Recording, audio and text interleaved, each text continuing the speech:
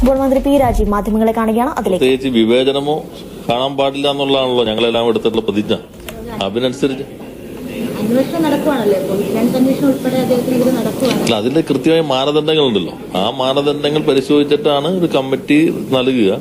ഞങ്ങൾ പരിശോധിക്കുമ്പോൾ അതിനകത്ത് നേരത്തെ പറഞ്ഞ പോലെ ആരോടെങ്കിലും പ്രത്യേക താല്പര്യമോ ആരോടെങ്കിലും വിവേചനമോ കാണിക്കില്ല. കമ്മിറ്റി മാനദണ്ഡങ്ങൾ അനുസരിച്ച് പരിശോധിച്ച് വരുമ്പോൾ അത് വിലയിരുത്തിയിട്ട് തീരുമാനമെടുക്കും. അത്രേ ഉള്ളൂ.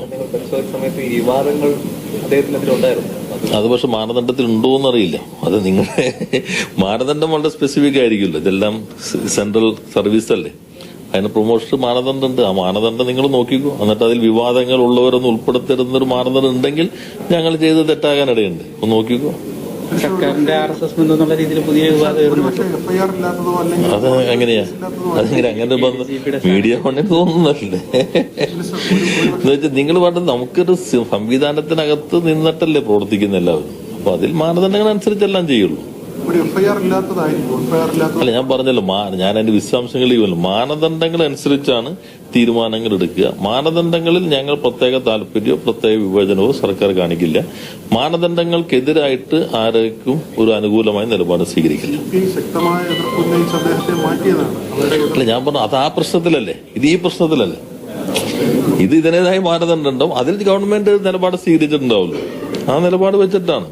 കാരണം ഇതെല്ലാം ഒരു കേന്ദ്ര സർവീസിനകത്തുള്ള മാനദണ്ഡങ്ങൾക്കനുസരിച്ചാണ്. മറ്റ് പ്രശ്നത്തിൽ ഗവൺമെന്റ് നിലപാട് സ്വീകരിച്ചിട്ടുണ്ട്. ഇത് ഈ പ്രശ്നത്തിലാണ്. ദുരന്ത നിവാരണവുമായി ബന്ധപ്പെട്ട് ഇന്ന് രാജ്യസഭയിൽ ബില്ല് അവതരിപ്പിക്കുന്നത് അത് കേരളത്തിന് അനുകൂലമായിട്ട് ലോക്സഭയിൽ നേരത്തെ അവതരിപ്പിച്ചല്ലോ. നിങ്ങളിപ്പോ യഥാർത്ഥത്തിൽ ചോദിക്കേണ്ടത് ഹൈക്കോടതി വളരെ ഗൗരവമായ ചില ചോദ്യങ്ങൾ ഉന്നയിച്ചിട്ടുണ്ടല്ലോ. ആ ചോദ്യം നിങ്ങളിത് നേരെ എതിരെയുള്ളതല്ല ആദ്യം ചോദിക്കുള്ളൂ. നമുക്ക് ഇങ്ങോട്ട് ഞാൻ ഇന്ന് കഴിഞ്ഞ ദിവസം പറഞ്ഞു, ഇനിയിപ്പോ പ്രധാനമന്ത്രി വന്ന വിമാനത്തിന്റെ ബില്ല് എപ്പോഴാണ് വരാന്നുള്ളൊരു ഉത്കണ്ഠ നമുക്ക്. വയനാട് വന്നൊരു വിമാനത്തിൽ പ്രത്യേക വിമാനമല്ല, അതിന്റെ ബില്ലും കൂടി വരാനിടയുണ്ട്. ഇത് ഹൈക്കോടതി തന്നെ ഇപ്പൊ ഒരു നിലപാട് സ്വീകരിച്ചല്ലോ. എന്നുവെച്ചാൽ ഇത് ഇത്തരം ഘട്ടങ്ങളിൽ ചെയ്യുന്ന സഹായത്തിന് അങ്ങോട്ട് പണം ചോദിക്കുക, ഇങ്ങോട്ടൊന്നും തരാതിരിക്കുക. കക്ഷി രാഷ്ട്രീയത്തിന് അതീതമായി മാധ്യമങ്ങൾ ഉൾപ്പെടെ എല്ലാവരും, നിങ്ങൾ കുറെ എടുക്കുന്നുണ്ട്, എല്ലാവരും ഒരേപോലെ തന്നെ ഏറ്റെടുക്കേണ്ട പ്രശ്നമാണത്. സമീപകാലത്ത് ഇന്ത്യ കണ്ട ഏറ്റവും വലിയ ദുരന്തങ്ങളുടെ കൂട്ടത്തിൽ തന്നെ പെടുത്താവുന്നതാണ് ഈ മുണ്ടക്കൈ ചൂരൽമലയിലുണ്ടായ ദുരന്തം എന്നുള്ളത്. അപ്പൊ അതിൽ ഞാൻ നേരത്തെ പറഞ്ഞു, സർക്കാർ പരമാവധി വേഗത്തിൽ പോകാൻ ശ്രമിക്കുന്നുണ്ട്. നമ്മൾ 2 സ്ഥലങ്ങൾ ഏറ്റെടുക്കാനുള്ള തീരുമാനം നോട്ടിഫൈ ചെയ്തു. എന്നാൽ സ്ഥല ഉടമകൾ കോടതി പോയപ്പോൾ നമ്മൾ വ്യക്തമാക്കി, ഈ കോടതി പറയുന്ന അനുസരിച്ച് ഭൂമി ഏറ്റെടുക്കൽ നിയമം അടിസ്ഥാനപ്പെടുത്തിക്കൊണ്ട് നഷ്ടപരിഹാരം എന്ത് തർക്കമുണ്ടെങ്കിലും നമ്മൾ വേണമെങ്കിൽ കോടതിയിൽ കെട്ടിവെക്കാം. ഞങ്ങൾക്ക് അടിയന്തരമായിട്ട് പൊസഷൻ കിട്ടണം, അഡ്വാൻസ് പൊസഷൻ കിട്ടണം. ഇപ്പോ ദുരന്ത നിവാരണ നിയമപ്രകാരം ഏറ്റെടുക്കാൻ അനുമതി നൽകുകയാണെങ്കിൽ അഡ്വാൻസ് പൊസഷൻ എടുത്ത് ബാക്കി കാര്യങ്ങൾ ചെയ്യാൻ കഴിയും.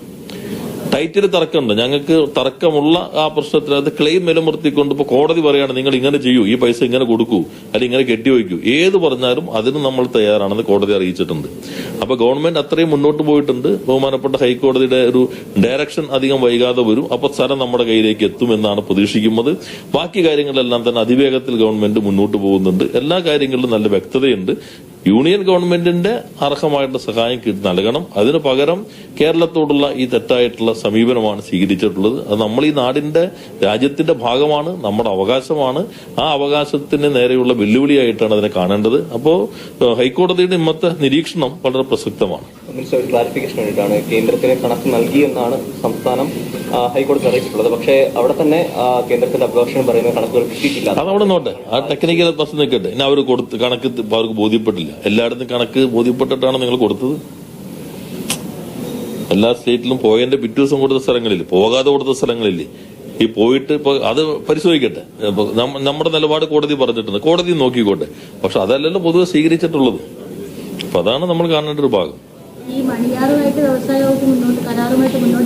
ഞങ്ങളുടെ കരാറില്ലല്ലോ. എന്ന് വെച്ചാൽ ഗവൺമെന്റ് ഇത് വ്യവസായ വകുപ്പ് അനുകൂലമായിട്ടുള്ള നടപടി സ്വീകരിക്കുന്നില്ല എന്നാണ് ബോർഡും അനുകൂലമായി നമ്മൾ ഈ കാണേണ്ട ഭാഗം എന്ന് വെച്ചാൽ അതിപ്പോ എല്ലാവരും പറഞ്ഞത് തീരുമാനം അതിനകത്ത് വ്യക്തമായിട്ട് വരേണ്ടതാണ്. ഇന്ത്യയിൽ ഒരു സംസ്ഥാനത്തും ക്യാപ്റ്റീവ് പ്ലാന്റുകളുടെ പ്രവർത്തനം ഒരു ഘട്ടം കഴിയുമ്പോൾ നിർത്തി സർക്കാരുകൾ ഏറ്റെടുക്കുന്നില്ല. ഇന്ത്യയിൽ ഒരിടത്തും. മറ്റ് സംസ്ഥാനങ്ങൾ ചിലത് ഈ ക്യാപ്റ്റീവ് പ്ലാന്റ് എന്നുള്ളത് രണ്ടെണ്ണമുള്ളൂ കേരളത്തിൽ.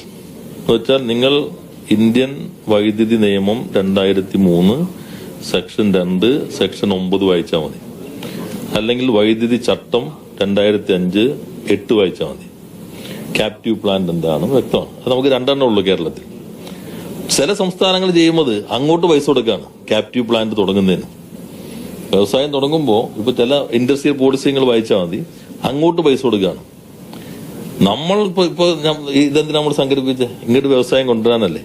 അപ്പൊ കിട്ടിക്കൊണ്ടിരിക്കുന്ന ഒന്ന് പോലും ഇല്ലാതായാൽ നമ്മുടെ ചെറുപ്പക്കാർക്ക് ഇവിടെ എങ്ങനെ വ്യവസായം ഉണ്ടാക്കാൻ പറ്റും? ഇതാണ് നമ്മുടെ താല്പര്യം. ഇപ്പോ എക്സോ വൈ എന്നുള്ളതല്ല, ക്യാപ്റ്റീവ് പ്ലാന്റുകൾക്ക് പൊതുനയാണ്, ഇന്ന കമ്പനി എന്നുള്ളതല്ല.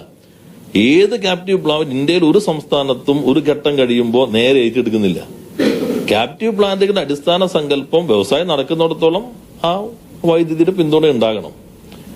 മറ്റ് സംസ്ഥാനങ്ങൾ വ്യത്യസ്തമായി വന്നാൽ മന്ത്രി പി രാജീവ് മാധ്യമങ്ങളെ കാണുകയായിരുന്നു. ആരോപണങ്ങളിലടക്കം അന്വേഷണം നേരിടുന്ന ADGP MR രാജ്കുമാറിന് DGP ആയി സ്ഥാനക്കയറ്റം നൽകിയത് അത് നിയമപരമാണ്, അല്ലെങ്കിൽ ആ രീതിയിലാണ് അദ്ദേഹം അതിനെ ന്യായീകരിച്ചുകൊണ്ട് സംസാരിക്കുന്നത്. ഒപ്പം തന്നെ മുണ്ടക്കൈ ദുരന്തവുമായി ബന്ധപ്പെട്ട കേന്ദ്ര സർക്കാരിനെ ഇന്ന് ഹൈക്കോടതി വിമർശിച്ചിരുന്നു. അത് കേരളത്തിന് അനുകൂല നിലപാടാണ് എന്നും മന്ത്രി പറഞ്ഞു വെക്കുന്നു. ഇടവേളയാണ്. മറ്റു വാർത്തകൾ ഇടവേളയ്ക്ക് ശേഷം.